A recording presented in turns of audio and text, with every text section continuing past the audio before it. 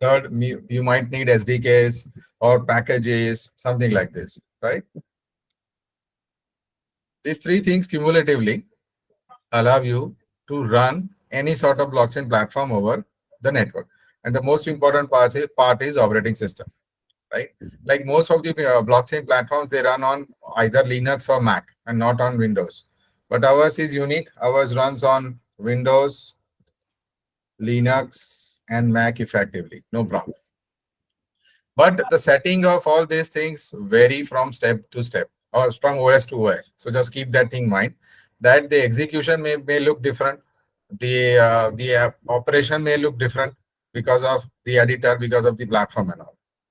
The popular editor which we are using is Visual Code, right? Which is like known to most of the developers across the globe.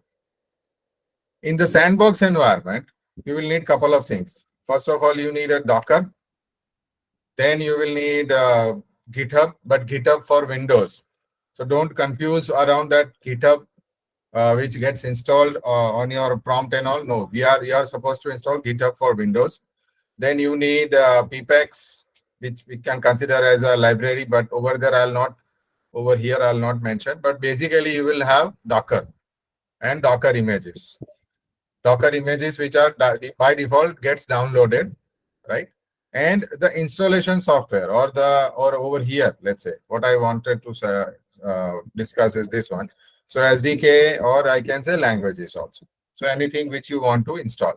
So first you need Python, then you need PPEX, then you need AlgoKit, that is your SDK, right? And then you need that I told you GitHub for Windows, right? You will find out when if you open and go to the browser, you will see how to download GitHub for Windows. So download that and then only use whatever the libraries you are going to use. By default, the GitHub you have installed maybe on DOS or the command prompt or terminal, it might not work, right? So if you want to, I guess I already have that thing. So just give me a moment. Yes. So these are the steps involved over there. You need to install, how you need to install, and how you need to go ahead on Windows installation. So first is Docker, then okay, this thing I missed, that what you need to install is WSL2 with Docker. Over here, it is WSL 2.0. Now, what is WSL? It is Windows Subsystem for Linux. Windows Subsystem for Linux. So you need to install everything 2.0. Then you have these following packages and all. But there is an order to do all those things, right? And this is that order. First install Docker, then restart the machine, because obviously Docker is a hardware, you can say it communicates with your hardware, so it requires a restart. Then you need to install WSL2. As soon as you start Docker desktop, which looks something like this, it will tell you that you don't have WSL2. It will not even start. This is started, that's why you are seeing all these things. It will not even start and it will give you an error. So in order to remove that error, use this one. And this is the link also. If you want that, I can copy the link also. Mudasir, you have this document, right?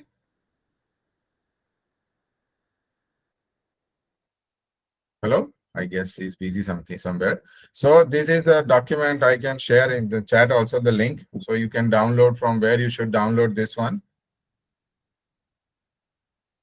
Why it is not getting copy? If somebody said is it same for Mac also, sir? Yeah, I'll showcase how to do that for Mac.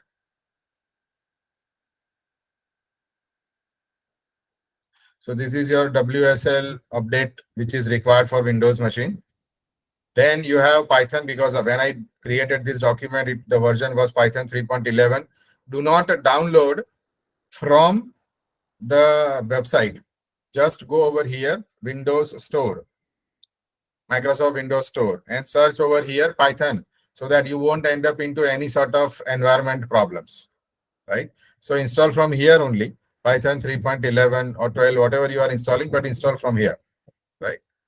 Then you will have to install PPEX, and these are the PPEX commands. Python, once you install Python 3, then you have to install PPEX. then you need to run this command, ensure path. Don't forget to fire this command. It's a warning I've written. Why?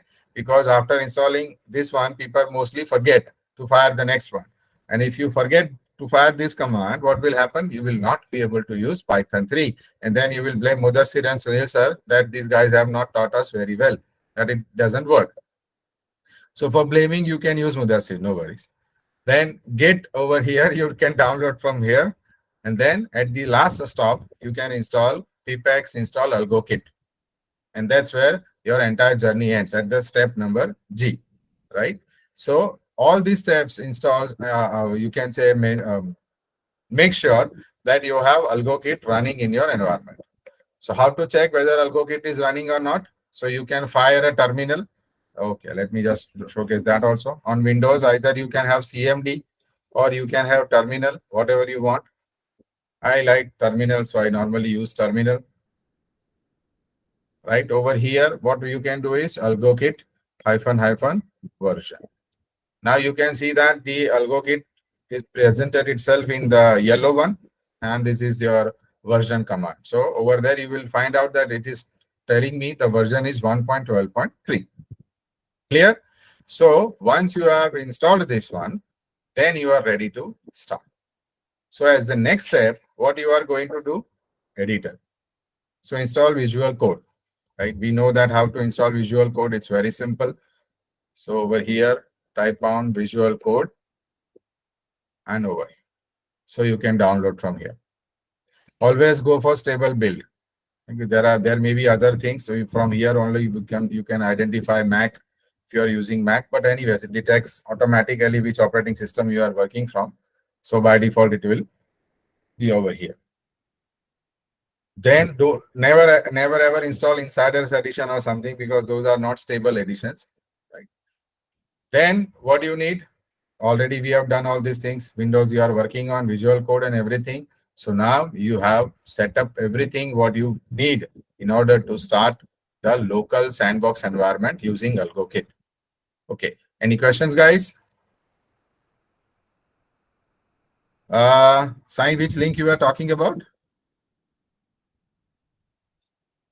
Can show the steps to download pipex. Pipex is a package. Those are not steps to download. So this is the step to install pipex.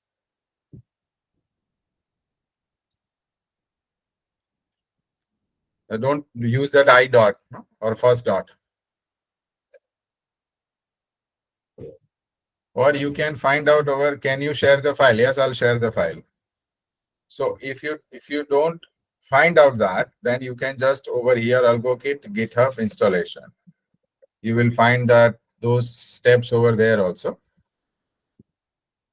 So just scroll down and you will see over here what is required. And from here, I guess, yeah, installation.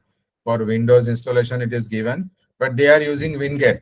So I mean, sometimes people get stuck. So normally, the way I follow the steps, it normally works without any trouble, right? So you can see all the commands and everything is given to you. See, till the time how to verify the installation and how to uninstall, install, everything is given to you. So I'll just paste the link over here. Yes, I'll share the slide also. Don't worry. I'll share with Mudassir. Mudassir will be able to, or I'll share with Akash. Mudassir, have we created a GitHub or something for these guys? Yes, we have our AlgoBharat GitHub. So I'll put over there and then they can access. So whatever code and whatever we are doing, I mean, this AlgoKit and this PPT and all, just put over there. So these guys can find from the same location. And we don't need to share with everyone else. I mean, personally, we don't need to share with everyone, right? Sure. Okay. But just remind me to share the link. So after the session is over. All right, guys. So any questions till now? Whatever we have done, how to start the AlgoKit and AlgoKit sandbox environment or Algorand sandbox environment? All right. So now once we finish that sandbox and all, the first thing you need to do is check the AlgoKit version. Yeah, it is working fine. And you have to make sure that AlgoKit comes in yellow color. So that means it is an installed library and it is understood by the PowerShell. That's why it is a changed color. Rest everything is white. So just remember that. If it is not giving you that color, that means it is a problem, or it's a package which is not installed, or some sort of other error, right? And even if you have installed and something went wrong, still it will be in yellow color because it understands that there is a command, but it is not understood by the system. Then we have to start the Docker desktop. So which will look something like this, the main screen, right? Containers and everything over here. This will be empty for you guys primarily. But when you start AlgoKit, these 4 Docker images will be there for you. Okay. So first question for today, guys, how many of you think that blockchain doesn't require database? Because we are saying, okay, AlgoKit contains a sandbox, env, and all packages, what you have said. Sandbox environment is set up on Docker, while AlgoKit manages using Poetry, and Python manages all the libraries and packages required. But for these Docker images, you need to install Docker Desktop on Windows.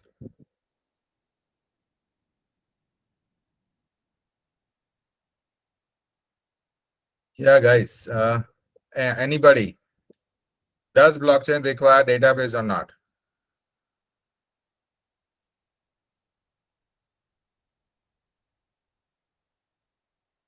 Okay. Everybody says yes. Okay. Rajiv has a question. Docker installation is enough for, or do we need to set up anything in it? No. Docker. Then the AlgoKit command will pull the images from Docker Hub and install or create containers, or create containers out of the images. Okay. Everybody says yes. So which database then? For Algorand, which is the database? If you know that you are confident that Algorand blockchain uses database, then Algorand uses which one?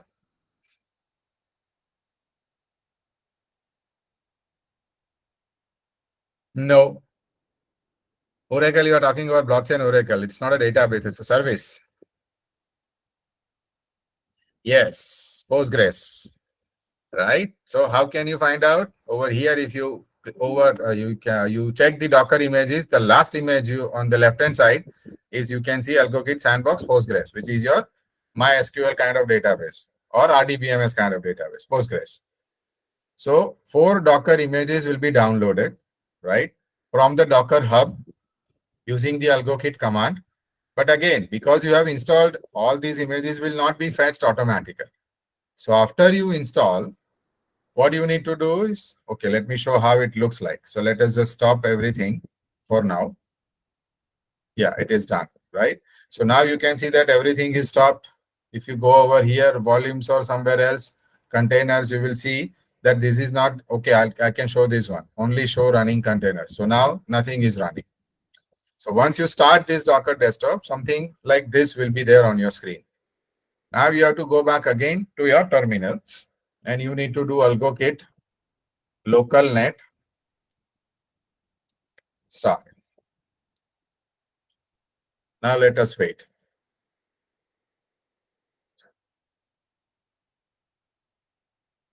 So you can see that failed to start. Some error is there. AlgoD node. So over here, something did not work. So we have to see 4 things, but we are seeing only 3, right? Something did not work, or due to some reason. Just give me a moment. What did not run? Okay, over here, this did not run. Sandbox environment. Yeah, it is running now. So sometimes this happens. You can go and check over there, right?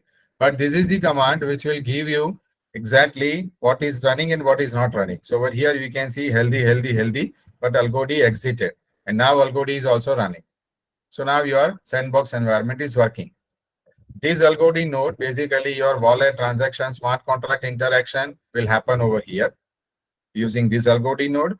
This indexer, as we know that yesterday we saw that the blocks are connected to a hash, and the hashes are produced once the transactions are recorded into the blocks. So to record the blocks in order is a job of an indexer. Then this is one more thing, sandbox, your Postgres. So that is your database, MySQL kind of, or RDBMS kind of database. And this is conduit. This is basically used for event management. So when you are connected to a DApp and something happens to your smart contract via the interaction of a wallet, your system, you can configure a system which can understand what is happening with your contract. So coming back to our place, once we start that, something like this local and environment, everything, you need to go to Docker. If something doesn't start, all these four images are running, then you are good to go. No issues in that case. Now, any questions, guys? Okay. So now moving ahead, what you need to do?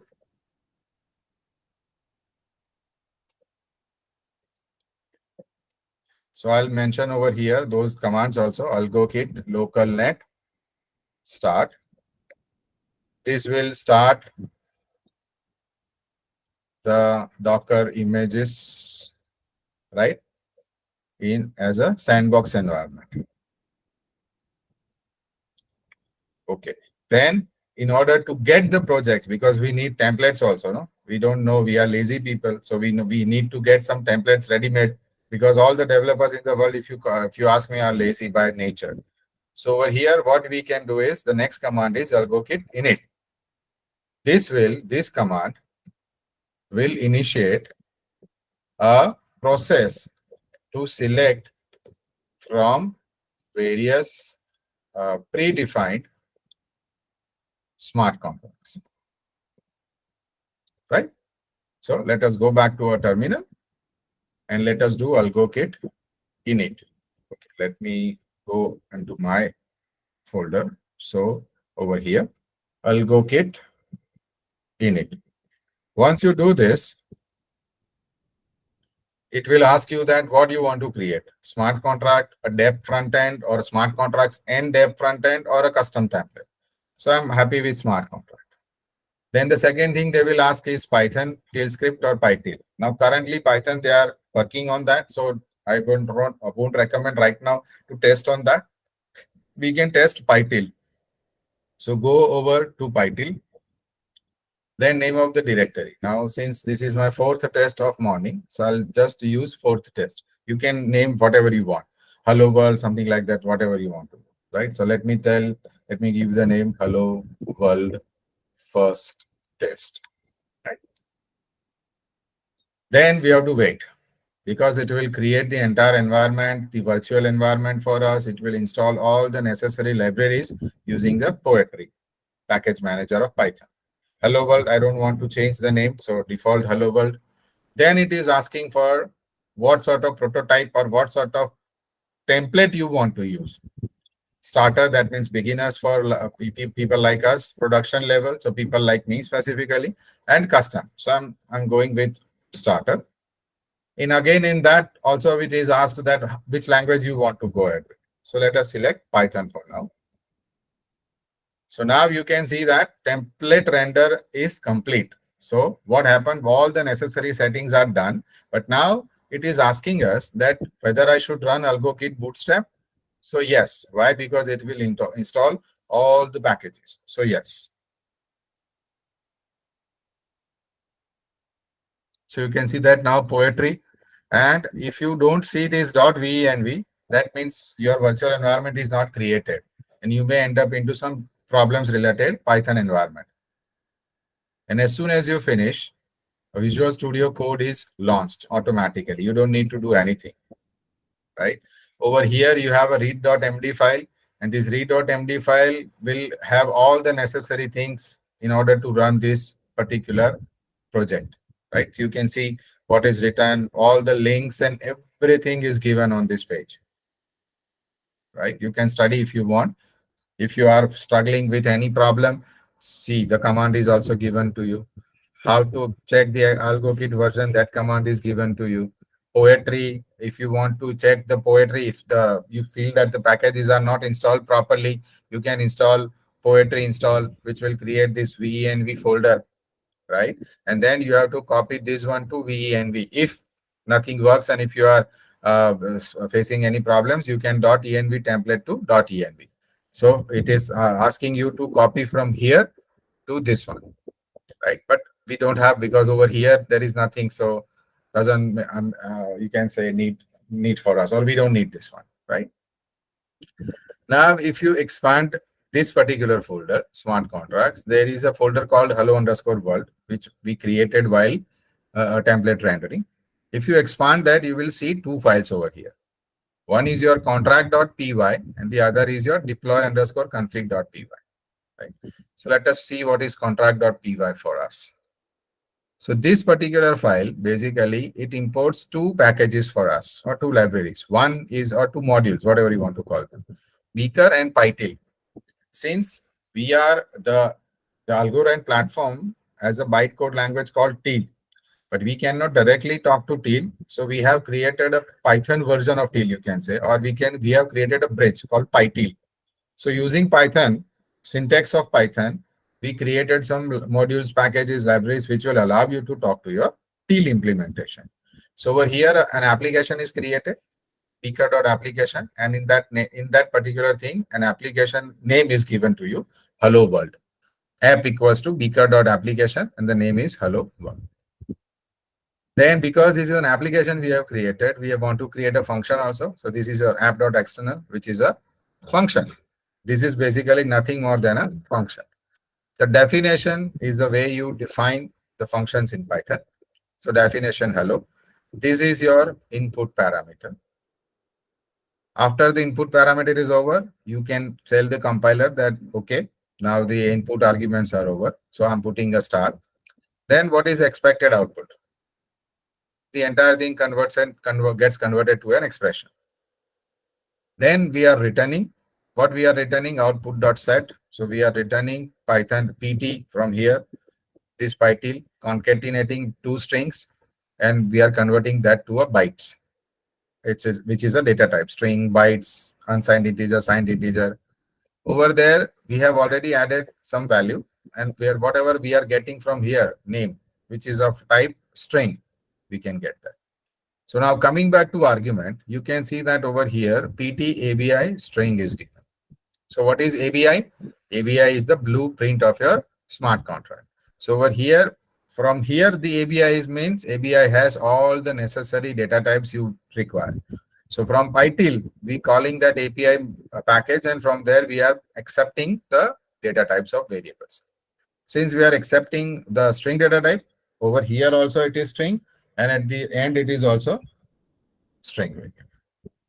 So ultimately, this function accepts a name, and you will be called hello and whatever the name you are giving. Clear? Any doubt, anybody till now in this particular very simple program? Okay, somebody had AlgoKit, no application associated AlgoKit version. Before this, this is Meghna. So Meghna, before this, did you encounter any error before this one? Or you just okay? Have you restarted the terminal after installing ppex? And you can see ppex. What do you see when you do ppex install AlgoKit? What do you see when that you run that command? This one I'm talking about, ppex install AlgoKit.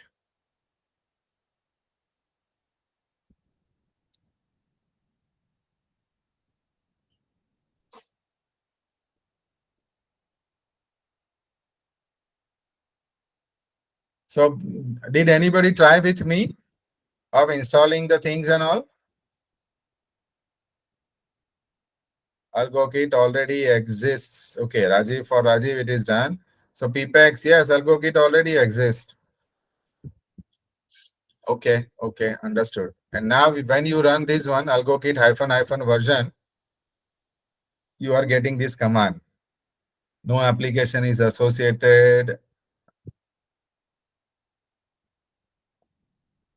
Okay, I think Mudassir, you have to connect with him separately in order to understand what exactly he's facing, his problem he is facing, and let me know if you need my help after 2 p.m. Guys, anything else? Any question from anyone else? Ananya, I mean, I've already done it twice. So the session is already recorded. being recording, actually being recorded, so you can check at the YouTube one. What after installing AlgoKit? Check the version, AlgoKit hyphen version. Yeah, if you're getting that 1.1.1.13 or something like that, it's fine. If you're not getting anything, then you are in trouble. Or some error like Meghna. Yeah, this is fine, Rajiv. That means it is installed. Now you can create a sample project like me. So I can do that one more time. All right. So what I can do is I can create the one more project for you guys. So again, what needs to be done? Let me start from beginning. So guys, now please take a look who has installed AlgoKit. So let's see how that works. So open terminal.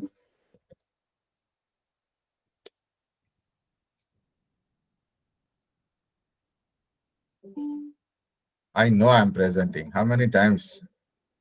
Then I have a folder where I normally create my codes. So over here, and I'll change to my directory. Now what I'll do is AlgoKit init. So I'll press enter over here. And again, guys, so there are four options for you: smart contracts, deb, smart contracts and deb front end, and custom template. So select the first one, then select the last one, title, then name of the project. So I'll just say fifth test.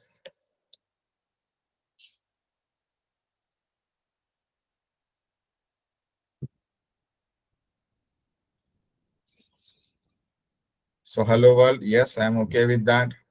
At a starter template, Python as a programming language, and finally, yes. And we are good to go.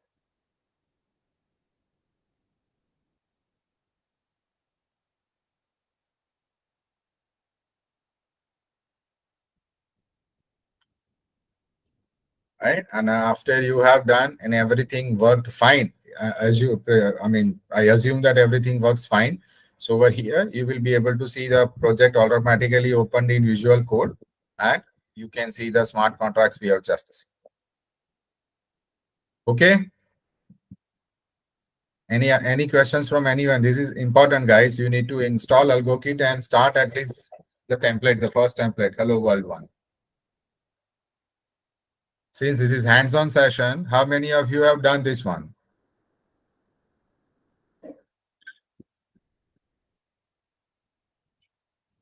Yes, you can type in Satya.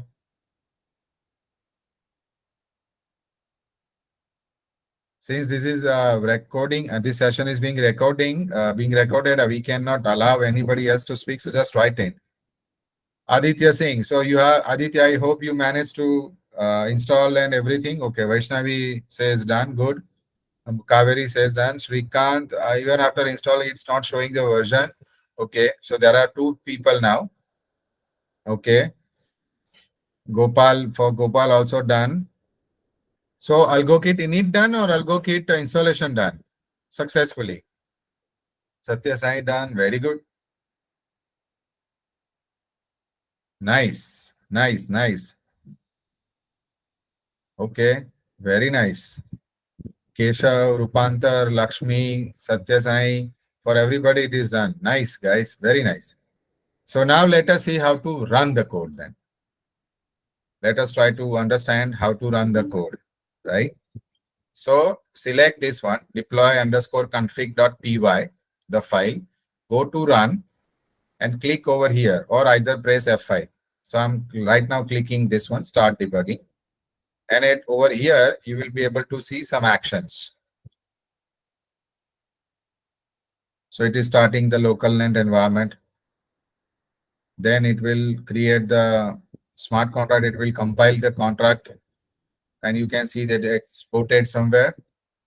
Remote disconnected. Okay. So what happened then? Something like this happens. Then you have to go and check over here. Something went wrong in the sandbox environment. That's why it is showing, because it showcased it exported and everything worked pretty fine. It's just that this particular algo D, that means you remember I had some problem with algo D. Where is algo D? So algo D is not over here. See, So that's a problem we are having because since Algo D is not running, they were unable to start that one, right? So over here it seems running, but for the system it doesn't. So let me just stop this one and let us stop everything. Let's see. Yeah. And now let us try again. So I'll just stop this process. I'll do the run again. So I'll select the file deploy.py and I'll run. This has nothing to do with programming. This is outright Docker problem. Yeah. So fail to start local net, right? So this is a problem sometimes you face. So let's see how we can solve this problem. And again, the same problem over here. Three things are running, but not the algo D node. So normally what I do is I delete all these things because sometimes because some version mismatch or something, when you have created these things, it stops working, right? So then I'll go to terminal and I'll do this thing again. I'll go kit localnet start. So then it will fetch the images again since we have deleted that. So it will recreate.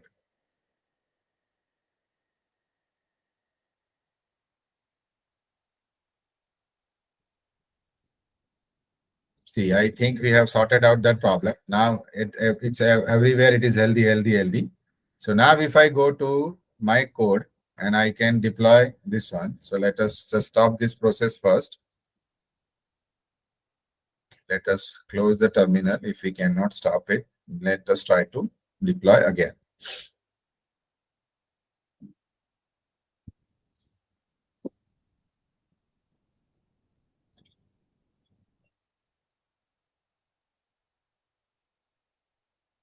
Yes, so now we have successfully deployed.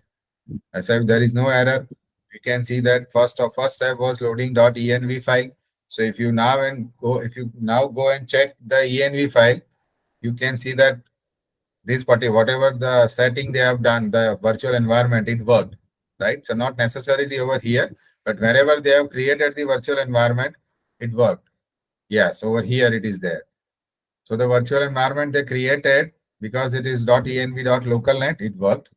This is where we can see that it is deployed locally. Localhost 4001 is the port. Indexer port is 8980 and all. Then we have building the app or we have built the app. We have exported the app where to artifacts. So if I go to smart contract, this folder was not there previously. If I expand that folder, we can see that application.json. So that means this particular file, smart contracts ABI is now generated. Then they are trying to deploy. So they are trying to find out the local net with the name deployer. So this is the account name, right, which is they found in the KMD. Then they funded the account, this one, PZ. What this is, what this tells you that this is a wallet address. How can you find out the wallet address is? So go to terminal again, type in algokit goal account list. Once you type this command, you will be able to see the three by default. Okay, no default wallet found. Why? Okay, they have created the default wallet, right? So they have created a new wallet. This one previously they were. I mean, previously the sandbox was supposed to come with three wallet addresses. Now they have changed. So they have created a new wallet address. They have funded the wallet address and they sent the transaction. So Hello World also not found. So they deployed the Hello World and now the app ID is this one, right? So this is how you can see that the project is created. Your contract is deployed with the app ID 1002 and your wallet is also created. Now, if you want to see whether I am right or wrong or this wallet is actually created, just copy this wallet address and go over here, app.devflow. Now, guys, visit this video a couple of times. Then you will everything will be completely easy for you. Now over here, what I can do is I can just go to Explorer and I can find out the wallet address. But make sure that over here you are connected to a sandbox environment on the left hand side. There are 4 or 5 different testnet, mainnet, betanet, and VOI testnet. But select the first one. Then you can search over here. You can see that this is a wallet which is created. The maybe 2.1 token or something was transferred earlier. You can see that 2.1 test tokens were transferred, and it has created an application. So if you go over here, created application, you will see the number 1002, which is already there over here. If you go, see 1002, right? And you can find out over here 1002, and this is the application you have created. Clear, guys? Any doubts, anybody?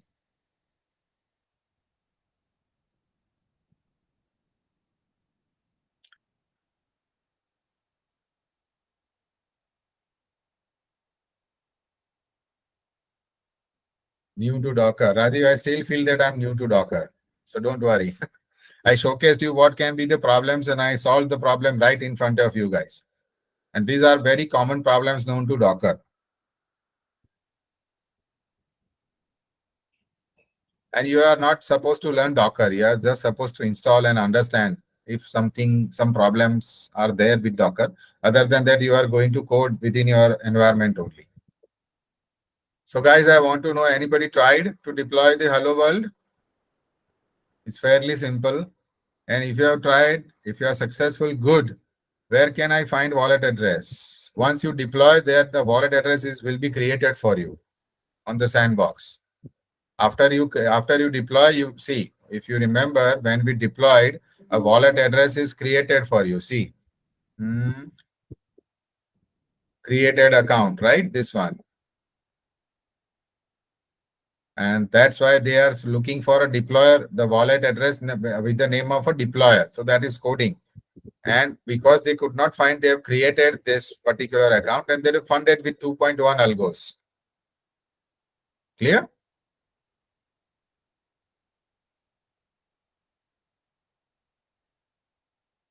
Okay, guys, any other questions? Did anybody try to deploy the Hello World?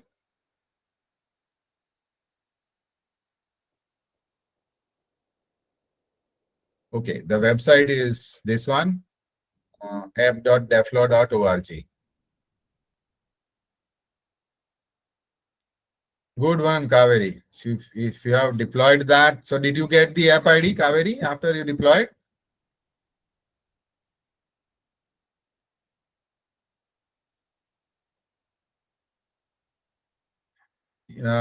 Yeah, please type in the chat window, guys. Nice one, Kaveri. Nice. Somebody raised a hand. Please type in the chat window, guys.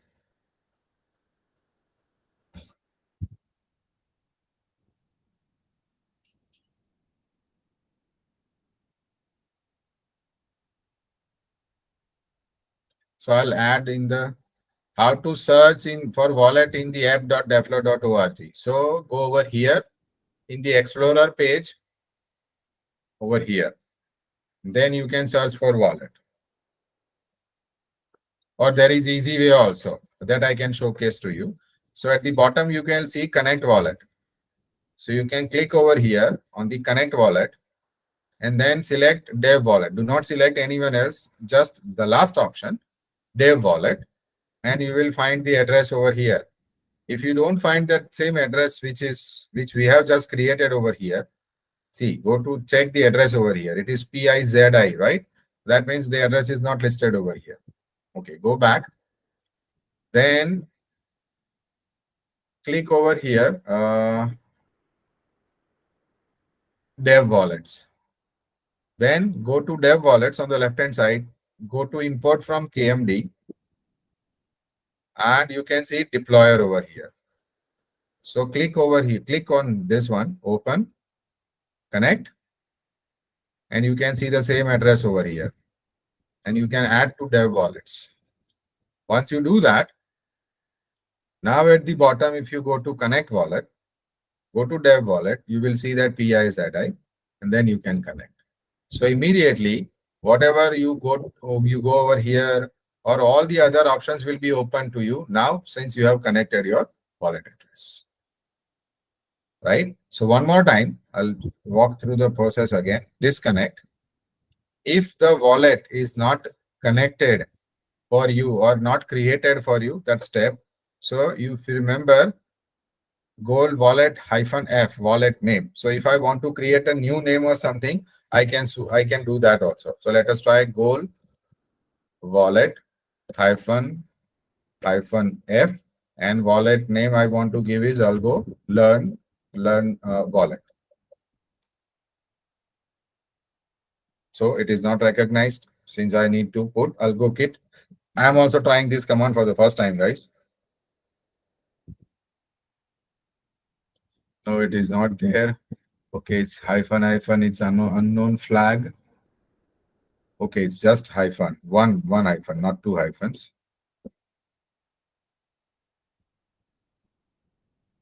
Yes, so it is not found. We were supposed to create this one, so we have to pass a command new.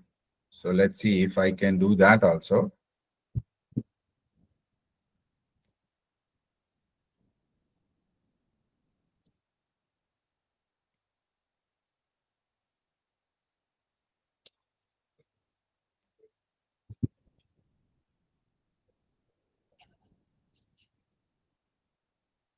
Couldn't read password. So I don't know.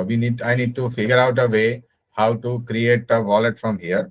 But point is, once you deploy this one, you will get that wallet address. So let us try to deploy. Do we get a newer wallet address or not? So start debugging. Let's see that. But I don't think so. It will create a newer wallet address since it has already created the deployer one.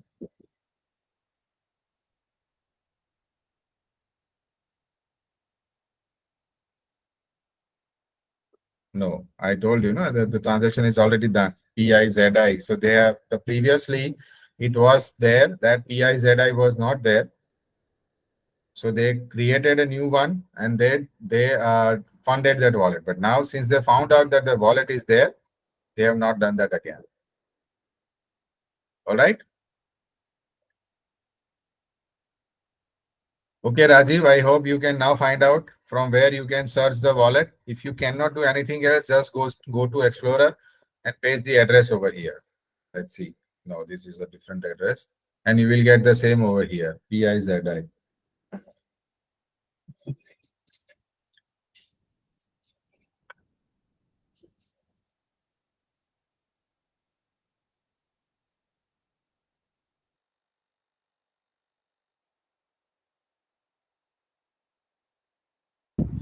So, Mudassir, I guess now you have to take care of these things. I need to jump into my other batch. Akash, Mudassir, are you there, Yeah. guys? Yeah, hello. Yes, sure, Okay. sir. So thank you very much, guys. If you have any more questions, ask Mudassir. Mudassir, if you struggle, just let me know.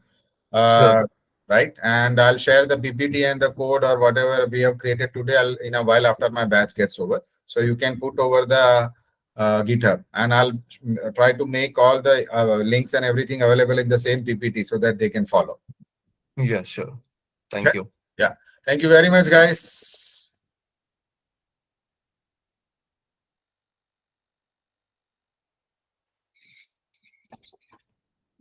So if you have any questions, any errors or anything regarding the algo kit, you can post or you can unmute yourself and ask.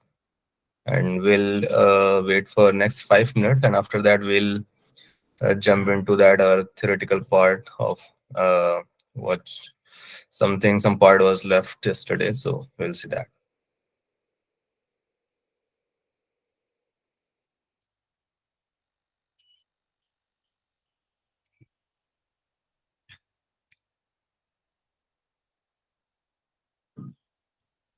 We basically test our smart contracts. We deploy and basically test. It's for testing because we are creating a local net, right, in the sandbox environment, so that we can test a smart contract, and after that, we can deploy to the main net.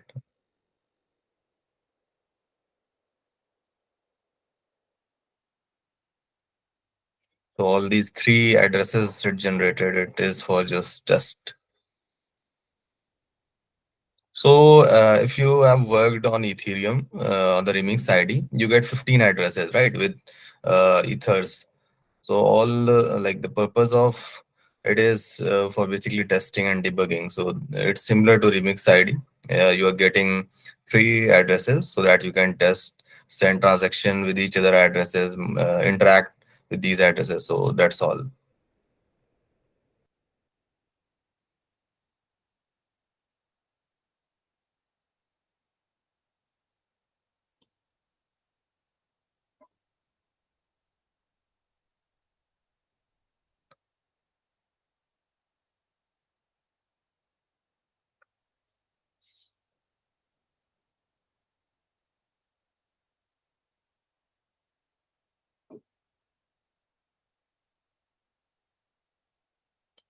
And also, if you have any questions from yesterday topics, you can ask, because I think we missed few things yesterday due to lack of time.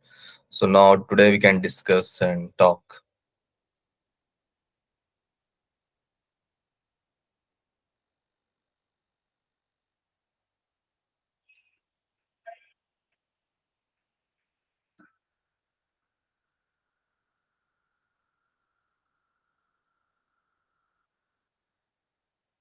I'm sharing my screen. Just give me a moment.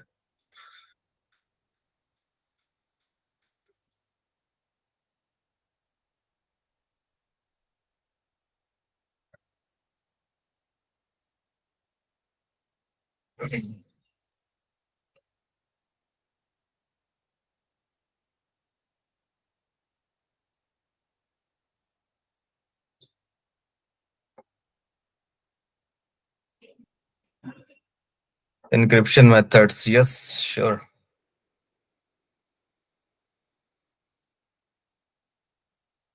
I think my screen is visible now. So consensus, I guess it's clear. Okay, can anyone tell why exactly we need consensus protocols? Like, what's the use of it?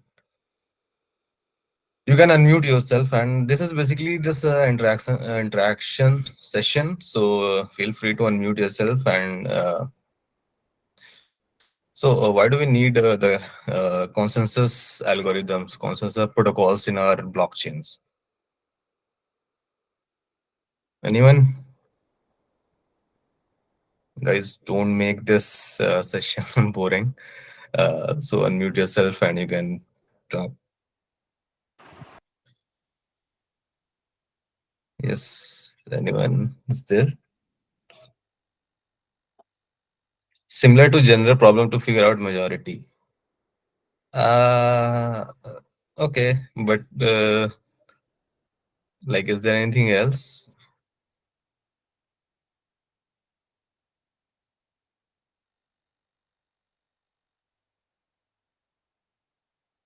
So, as we know, in our blockchain is a decentralized ledger, right? Mechanism used to agree on the state of blockchain. That's correct. So, like in blockchain, there is no any central authority or governing authority who, yes, I got it.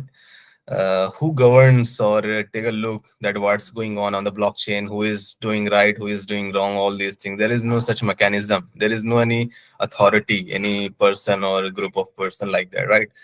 So for that, we need some particular rules or protocols or regulations so that everyone follows some particular state or some rules that, yeah, this is the rules I have to follow, otherwise I'll not be part of that blockchain or any validation or mining pool. So that's something consensus protocols are used for. So let's see. So consensus protocols, basically there are a lot of things which is basically managed by consensus. So it allows participants who may not fully trust each other to collectively agree on the state of blockchain without relying on the central party.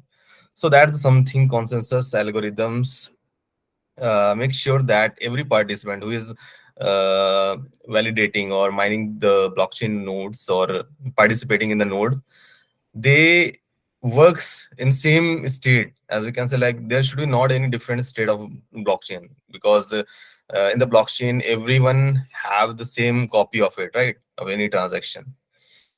So the other point is consensus protocol ensure that all nodes agree on the order of transactions. So it's also important that every node is on the same order of transaction also. So let me share this.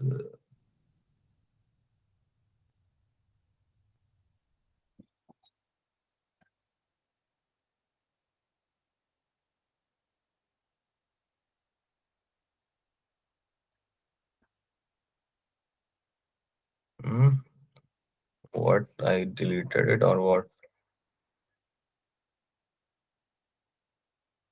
Just give me a second.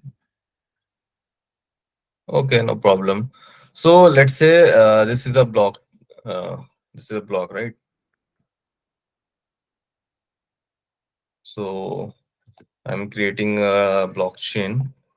Just let's say we have four blocks, and these four, like, just give me a moment also. So this is, let's say, node one.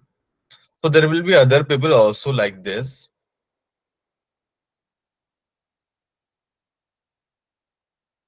like this.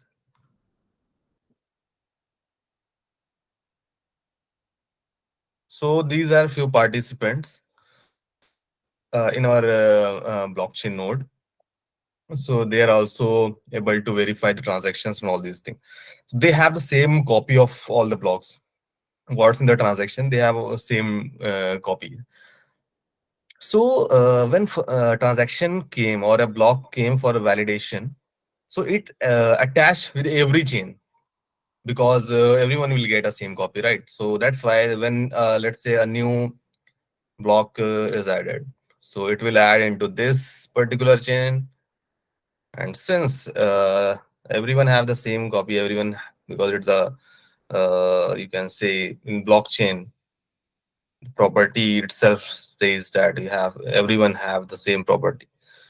So let's say it attached to all the nodes here also.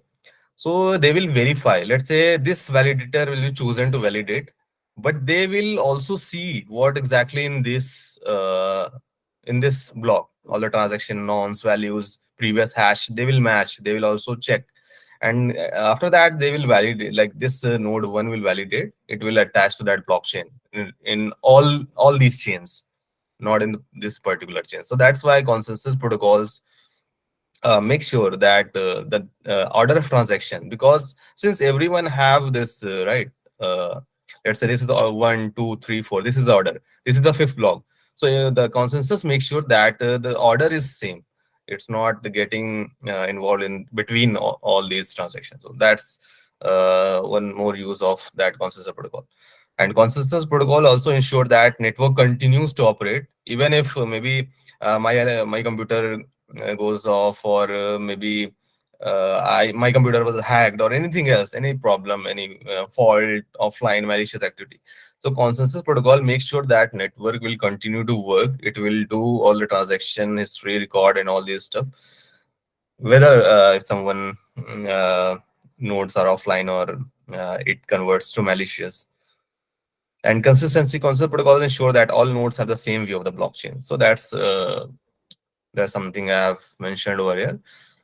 The view of this blockchain, everyone will have the same view. Just give me a moment. My battery is getting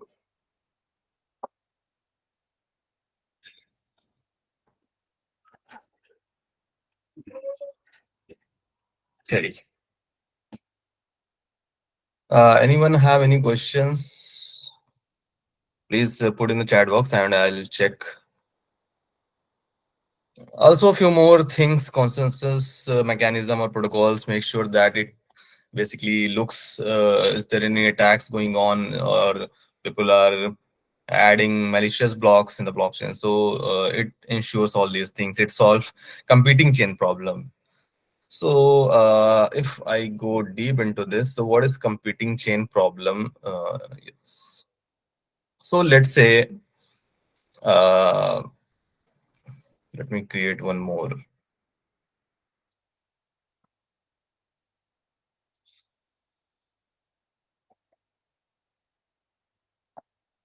So let's say this is a chain going on, and a new block is added to this particular person. So since we know, like there are thousands of transactions can happen in a second, right? So it's possible that in this particular validator node there is this block added, and in others there may be some other blocks added. So how its consensus makes sure that everyone has the same view. So that's why it first makes sure that every chain has the same blocks, and that's a competing chain. Is basically there can be a competition between two different computers nodes. Let's say this have seven, let's say in 1 second, let's say two blocks are added in this node, and in this one block is added.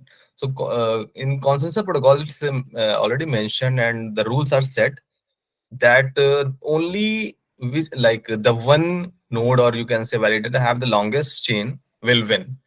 So this is very, I guess, we don't have enough time for all these discussion, because you can read the longest chain rule. So competing chain problem is solved by this consensus mechanism, and there are few algorithms like longest chain rule and few rules and these things. So consensus to make sure all these things, and it's also responsible for block generation, new blocks, obviously, because when it sees the new blocks are added into the chain, so it will be responsible of block generation. It also prevent the double spending means, let's say I have 50 rupees, and I just sent a transaction of 10 rupees to some people, to Akash, let's say, and now I have 40 rupees remaining, right? But what like if it didn't update it, so my wallet will still show 50 rupees. So consensus mechanism makes sure that I cannot spend 10 rupees, or let's say I had 50 rupees, so I cannot spend 50 rupees two times. If I send 50 rupees to some other guy, the my wallet address, or my that value will be zero. So consensus makes sure all these stuff, so that every transaction, every record in the blockchain continues smoothly and store without any problem. So that's some use cases of consensus. That's why we need consensus is the most important thing in any blockchain. So I think proof of work is already covered by Sunil sir yesterday, and proof of stake is also covered. But let me give you a brief. So in proof of stake, we basically stake Ethereum's. Basically, proof of stake was first, you can say, introduced by Ethereum blockchain by Vitalik Buterin. So what he did, just let's say if you want to be a part of the node, blockchain pool, validation pool. So you have to stake few Ethereums in Ethereum. So let's say, for example, it is now is 32 Ethereum. You have to stake in if you want to take a part of the blockchain validation. But there's a problem, as Sunisa mentioned, that there can be a hacking activity, or you can say, if let's say there is one more rule in POS, that the more Ethereum or token or coin I stake, the more I will get a chance to get block validation and to get a reward. So what happened? Let's say I am very rich, right? I have a lot of Ethereum, so I will stake thousand of millions of Ethereum, not millions. Let's say hundred of thousand of Ethereum I will stake, so I'll get a more chance to validate that block, right? Or like what if I'm only the hacker? So this can be a problem when people have a lot of ethers and they stake some amounts, and they only the you can say hacker or any they only doing the malicious thing. So you cannot identify. That's the problem with Ethereum. So we need some other, because this cannot this like should not be directly proportional to the amount of Ethereum you have stake, right? There should be some other mechanism. Let's say there's some other people who have like only one Ethereum or 0.5 Ethereum, so they'll not get a chance to validate. So that's why we need some other consensus protocol, so that it makes sure that everyone is getting some chance, not the higher the stake, the higher is getting the chance. So that's why we need something called pure proof of stake, which is introduced by Silvio Micheli, who is MIT professor from past 40 years and also a co-inventor and you can say founder of zero knowledge proof and VRFs. So VRFs are basically verifiable random functions. So these are things which is co-invented or founded by Silvio Micheli. So in what happens in pure proof of stake is it's you can say a modified version of pure proof of stake, which is used by Ethereum. So in pure proof of stake, any user can participate and verify transactions and add new blocks to the blockchain. So this is the thing. Any participant can verify. And there is no miners and no small groups of validators controlling the network. And basically, in original proof of stake, usually there is minimum amount of token we need to lock up, say 32 ETH, right? But if you try to attack, your computer goes offline, you will lose your coin. So that's why we stake Ethereums in proof of stake. But in PPOS, no minimum amount need to lock up. That's the thing. You don't need a minimum amount. You can like in Algorand, anyone can participate with just one algo. Like if you have one algo coin, you can participate, and you can use or spend your algos anytime you want. It's not logged, just like Ethereum. If you have one algo, you can participate. You have to just do a transaction to let network know that you want to be part of the validator node. So that's the thing with pure proof of stake. So how basically it works. So okay, let me also this thing. This leads to player replaceability, a powerful tool to enhance security. Yeah, these are things in pure proof of stake. Anybody who has a token can participate, and no static target attack. Why this is happening? I'll explain everything. So in pure proof of stake, selection is done using VRF, and VRF I've already told you a verifiable random function. It is basically chooses some particular nodes or people randomly. No one knows who will be chosen, who will be select the next block. So this is the thing. And users are selected privately. That's the thing. In the pure proof of stake, users will selected privately, so that you cannot even know who is the hacker, who is the any like you cannot even hack because you don't know who is chosen to add the block, right? So you cannot add anything on that particular. So and no one knows who is selected, and this is the for the basically to we are doing this to prevent attackers. That's the thing. And after that, a small group of participating users uh, will be chosen, so that like they will be notified that you have won and have been selected to add the next blocks. And each one of them will get two things basically, a cryptographic proof and the key basically. And like this cryptographic proof to prove that other users they have been selected, and the priority number, you can say the key is a priority number, so that it will notify that what's your priority. Maybe there can be multiple users can say there are thousands of people participating in the node, right? So that's why we are also doing a cryptographic proof and a priority number, so that it determines the priority of the user's block compared to the other blocks of the other people selected, right? So that's two things which will get to notified. And after that, each of the selected users will begin together some transaction and build a block and then send it to the other computers on the network. Along with that, your priority number and a proof, so that other will also know, yes, this person has a cryptographic proof. Okay, this is selected. This is not an outsider, right? So that computer will first check the cryptographic proof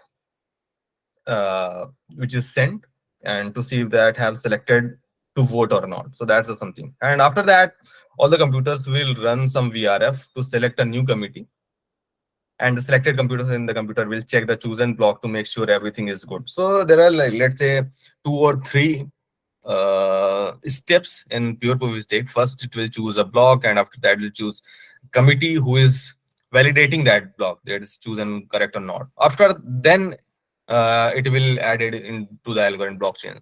And this process won't take very much time because it's all done by VRF, and VRFs are very fast. These things happen in just seconds. You just, if you want to validate it, just do that transaction, will be part of that node, and then you can easily validate all the transaction, and you will be part of the validate node. And this is very fast. So there's some advanced, I can say, a layer is attached in pure Go stake, instead of just like the more the amount Ethereum you have a stake, the more get you will get the chance. So that's, so in simple language, let's say in Ethereum, the probability is based on a person, right? So let's say I have a stake 1,000 Ethereums and Akash have a stake 10 Ethereums. So my probability will be high. I as a person, right?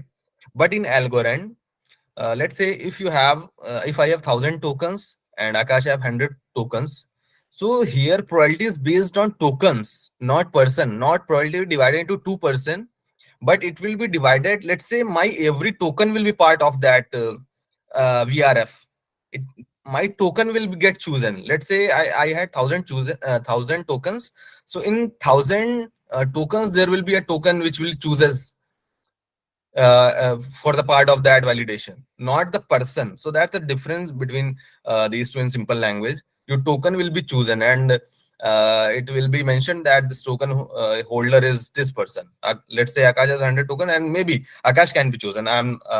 Maybe I'm not, right? So it will check that the token holder is Akash, this particular token.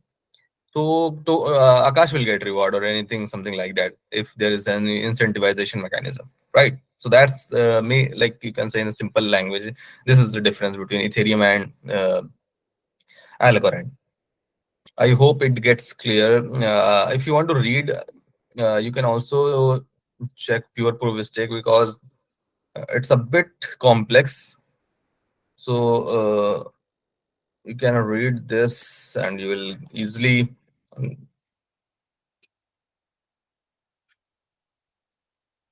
Algorand consensus.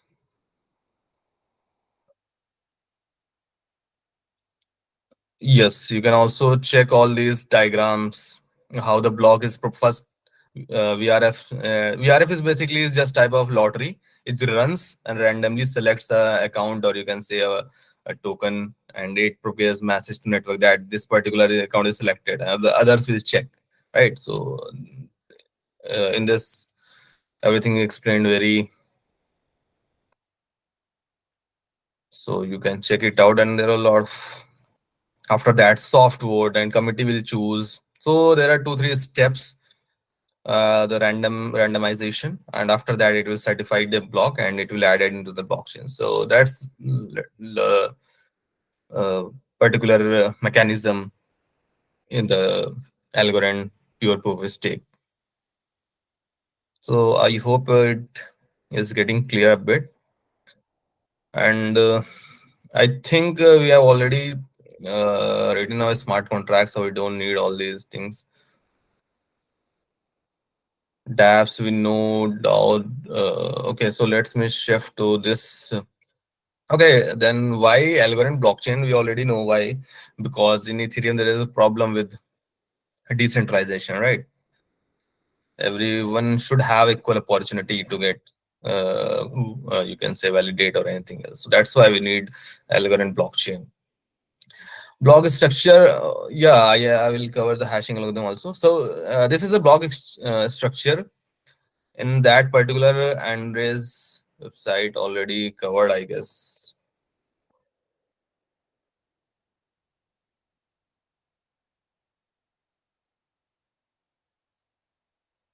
Yeah, this is the block structure. So in the block, there is a block number and a nonce. Nonce, it is a random number which miners have to find this particular nonce to verify the block, right? And this is a hash. And there is a one more field is previous hash.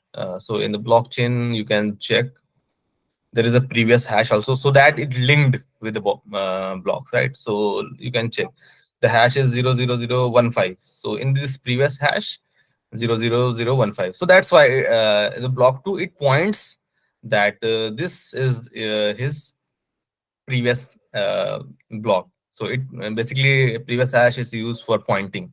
You can check over here also. 1 2, this hash is 1 2, where's that? Okay, let put some data.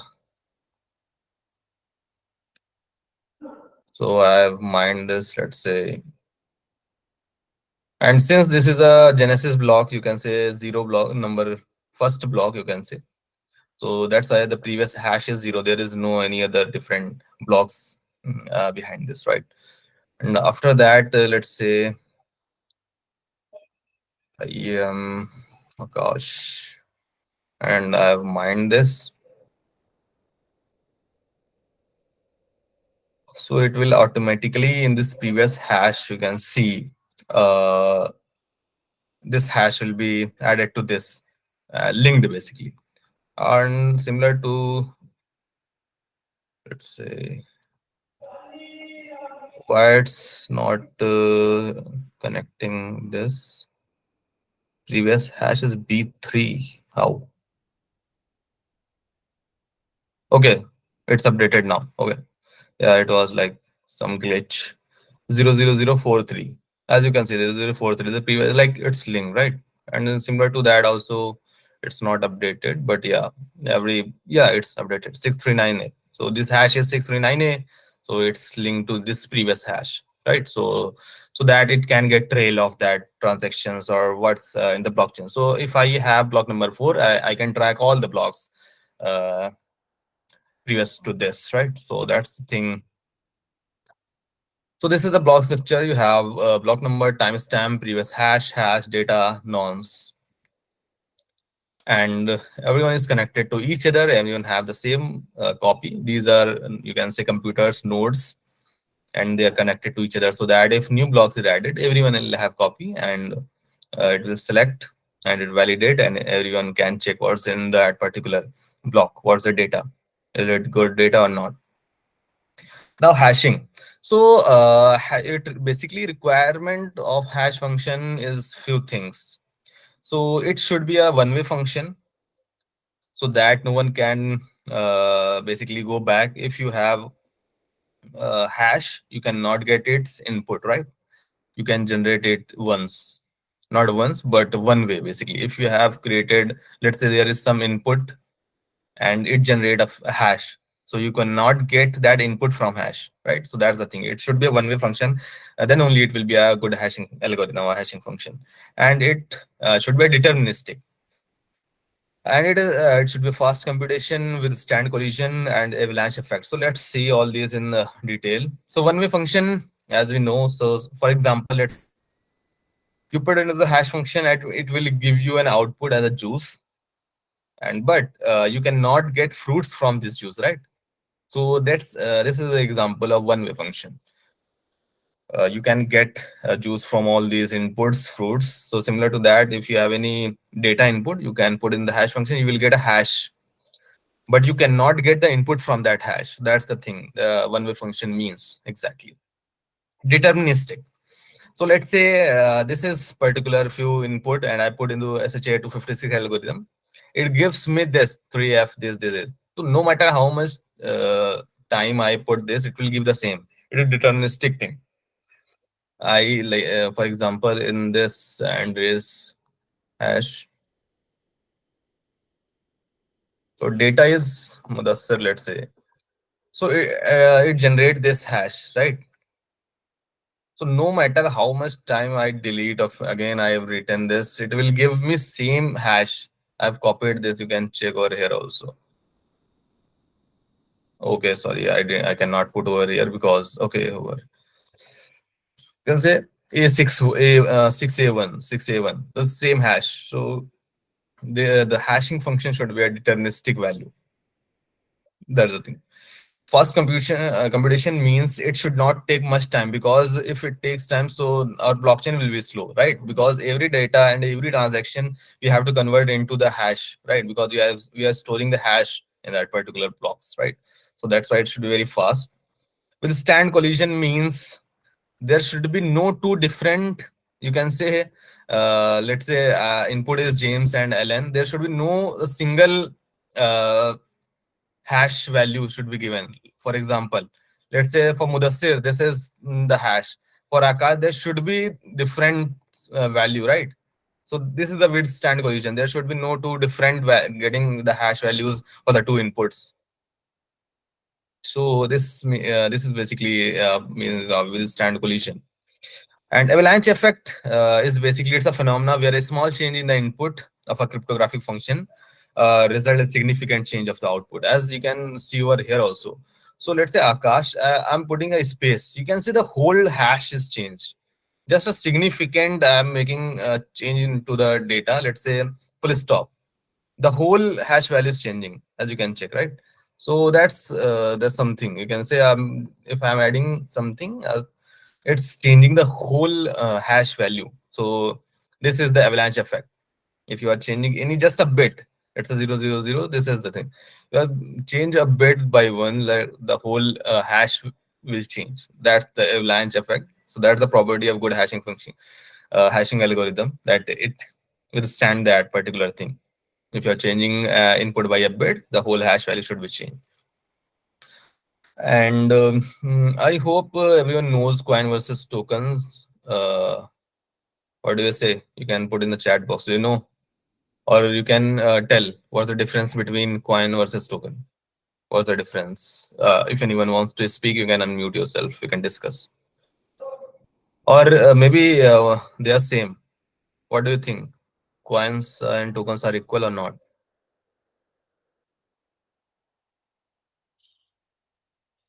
Anyone there? I'm waiting.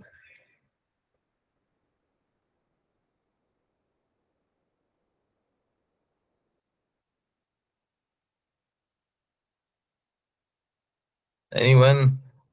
What's the difference between coins and tokens? Or maybe they are same. What do you think? Also scroll a bit up. Like there are few replies. Oh, okay, okay. Oh, sorry. Thank you. Coins are digital assets that operate on their own independent blockchain. Tokens are digital assets that operate on existing blockchain. Okay. Coins are group of tokens. Not exactly. Okay, nice attempts. So let me explain what's the difference between coins and tokens. So there are many difference, you can say. So coins are basically used as a native currency, or you can say in the blockchain it uses a native currency. So for example, Bitcoin is a coin because in the Bitcoin blockchain everything uses Bitcoin as a gas fee, as a transaction fee, or any mining reward and all these things. So if some you can say cryptocurrency is used in its native blockchain as a gas fees or utility in the blockchain itself, you can say it's a token. Sorry, it's a coin. But token can be generated to a protocol also. So for example, Uniswap has a uni token.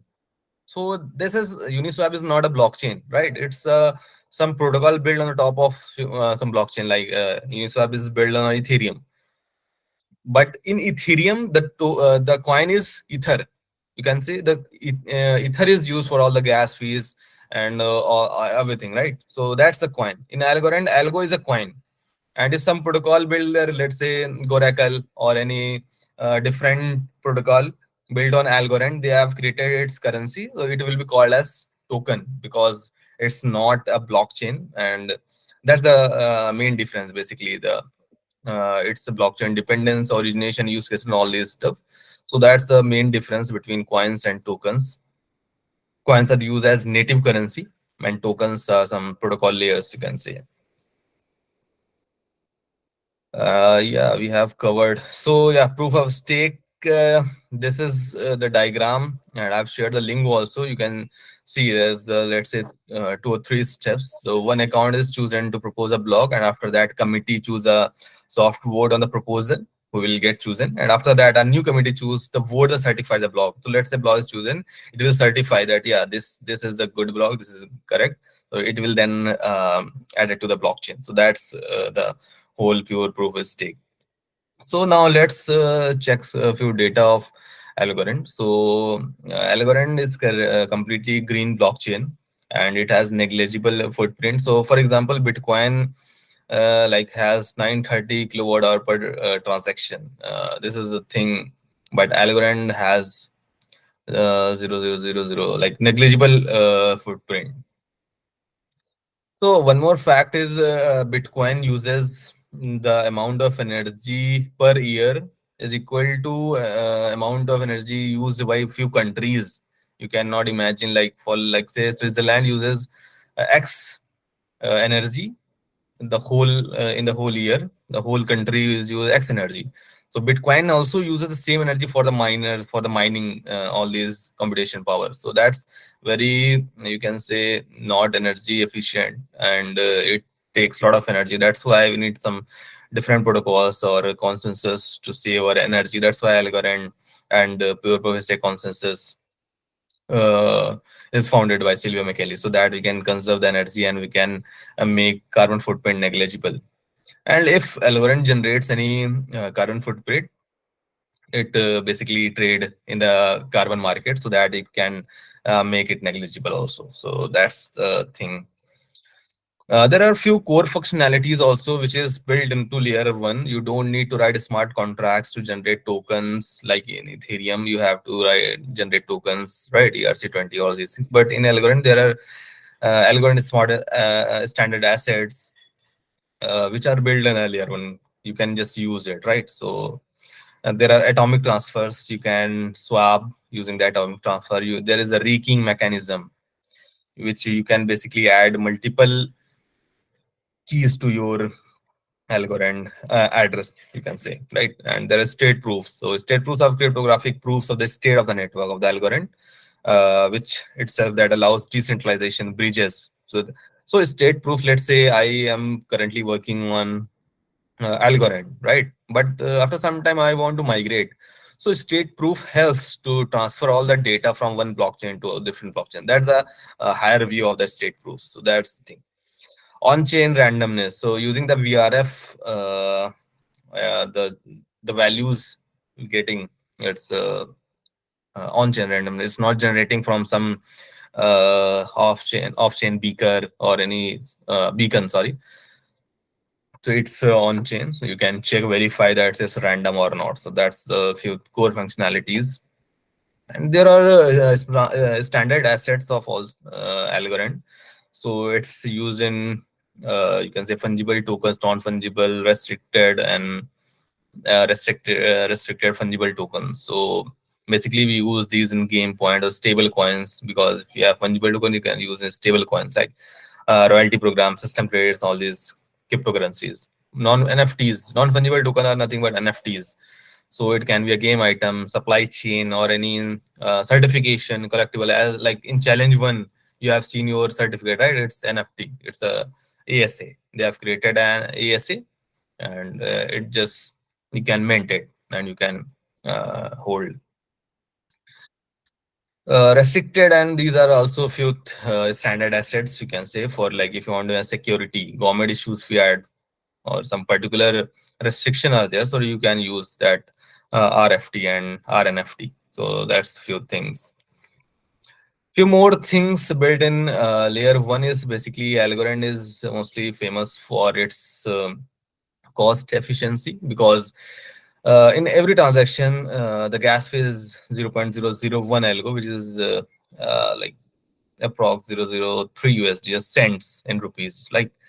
So that's very cost efficient, no matter the transaction or complexity in your smart contract, the gas will be 0.001. And scalability, currently this is old data.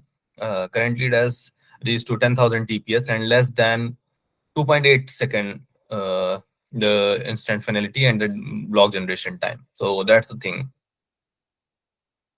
Security, Algorand pure proof of stake is already secure, as I've mentioned, because there are a few layerings to that proof of stake, and then we created a pure proof of stake so that I make sure that there should not any security risk or any flaws in it.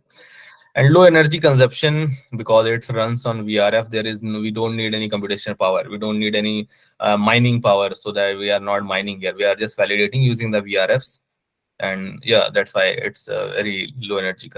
It takes very low energy. Interoperability. Does anyone know what exactly this means? Interoperability. You can write in the chat box. What's interoperable means in the blockchain?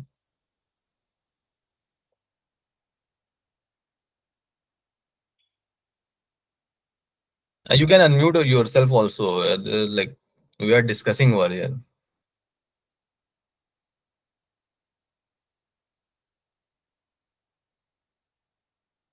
Communication between multiple chains. That's correct.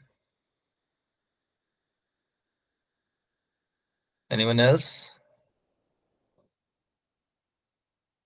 So yeah, interoperable means that the data in the one blockchain can be transferable or can be shared to different chains, because every chains have their own states, right? Their own values, everything. So interoperability helps in basically communicate between two different chains. So in Algorand, there is two bridges, Algorand, Messina, and one more protocol is the Milkomeda, where you can deploy and use your algo token and bridge it to the Ethereum EVM, and you can write the smart contract and utilize it. So these are a few bridges where you can communicate with different blockchains like Ethereum, Polygon, and all this stuff. And these are fewer Web3, you can say, projects in DeFi. Folk finance is a decentralized finance for borrowing, lending, or you can say staking, swapping, all these DeFi protocols, AlgoFi, Tennyman, Wagmi, all these are our basically DeFi protocols. Stable coins also, just like other blockchains, Ethereum, USD, QCAD, BRZ. These are few. Let's say this is the first Brazilian real backed stable coin on Algorand, right? So this is a US dollar backed stable coin. So these are few stable coins. So stable coins means they will not change its value. So also let me show you that coin market cap.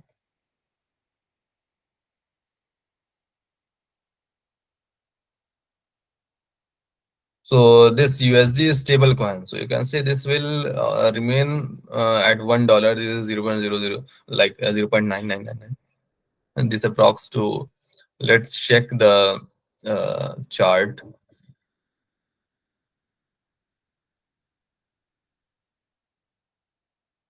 So as you can see, the value remains at $1. This is just an exception, and the value went to 0.97 due to some hack, or you can say this dpeg, the USD dpeg its value due to corrections or anything, but it remains stable at $1. So this is a stable coin. And other coins, if you see, uh, let's say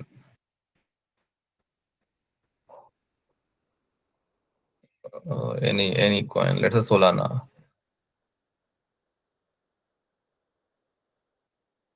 So these are not stable, they change values. As you can see, it was $1, then it 56, the highest point is 250 around, and now it's 182.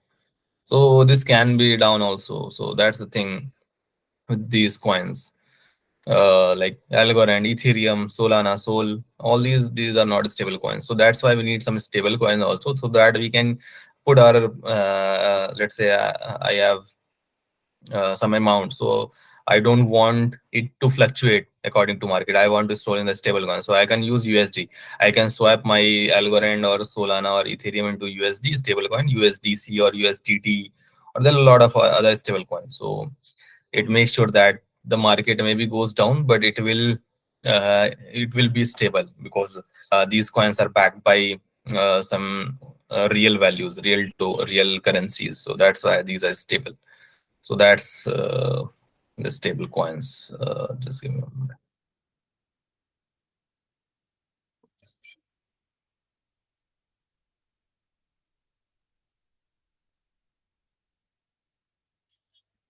Okay, business solutions. So there are few projects. I mean, a lot of projects, not few, which are solving some real world solutions, which are problems. So let's say for copyright, intellectual property, there is this company, and for real estate, you can buy and rent homes in the Lofty AI project.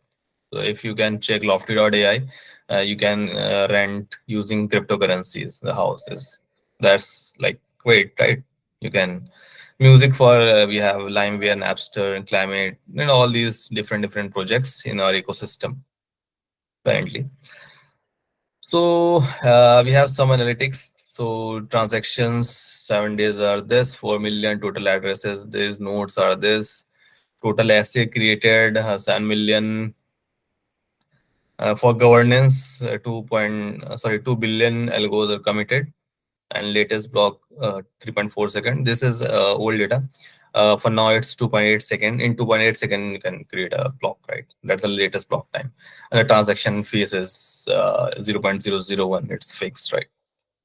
We have few accelerators also, Algorand Miami Accelerator, and these are accelerator projects where you can participate. If you are building project, you need funds and all this stuff, so you can use this.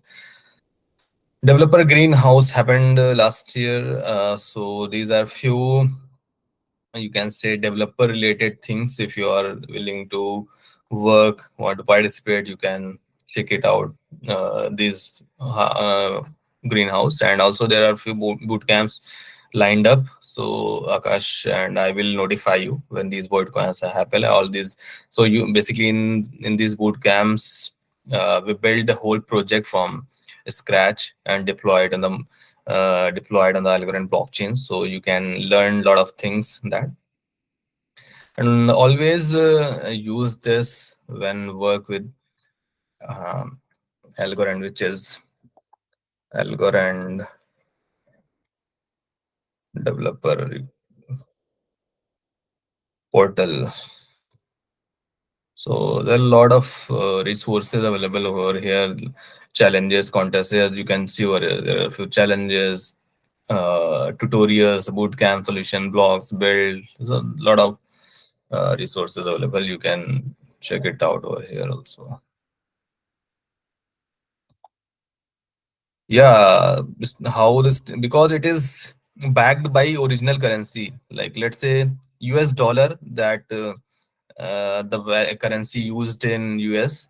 So stable coins are backed by these. So that means the equal amount of US dollars will be stored, or you can say will be put into somewhere, so that it holds 1 USDT is equal to 1 US dollar.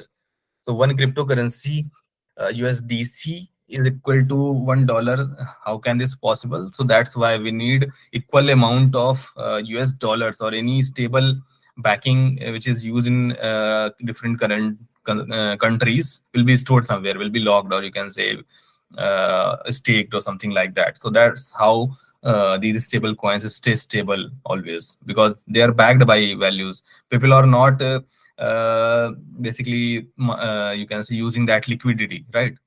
Since let's say in a liquidity pool, if someone is swapping things, or you can say I have one Ethereum, I've swapped with USDT, so the liquidity will Ethereum will go down, right? And something like that. But in stable coins, they are backed by original dollars, or you can say original currencies. So that's why it's still stable, but you cannot remove the liquidity from that pool, right? So that's the concept basically.